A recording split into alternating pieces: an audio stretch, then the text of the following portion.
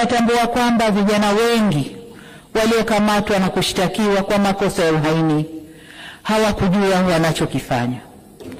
Nikiwa mama na mlezi wa taifa hili, ninavyoelekeza vyombo vya sheria na hasa ofisi ya mkurugenzi wa mashtaka kuangalia kiwango cha makosa yaliyofanywa na vijana wetu.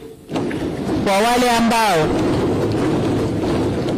ambao wanaonekana walifuata mkumbo na hawakudhamiria kufanya uhalifu, wawafutie makosa yao.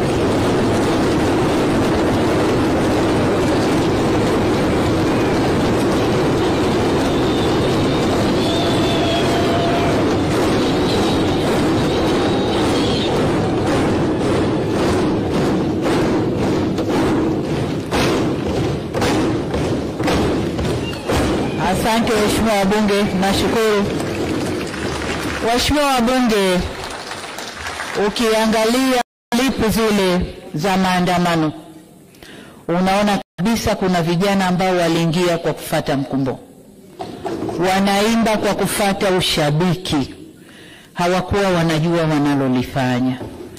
Kwa hiyo kama mlezi, kama mama, ndio maana naelekeza vyombo vya ulinzi na usalama, hasa ofisi ya DPP, kuchuja viwango vya makosa, na kwa wale waliofuata mkumbo basi waseme nao kisha wawaachie waende kwa wazazi wao.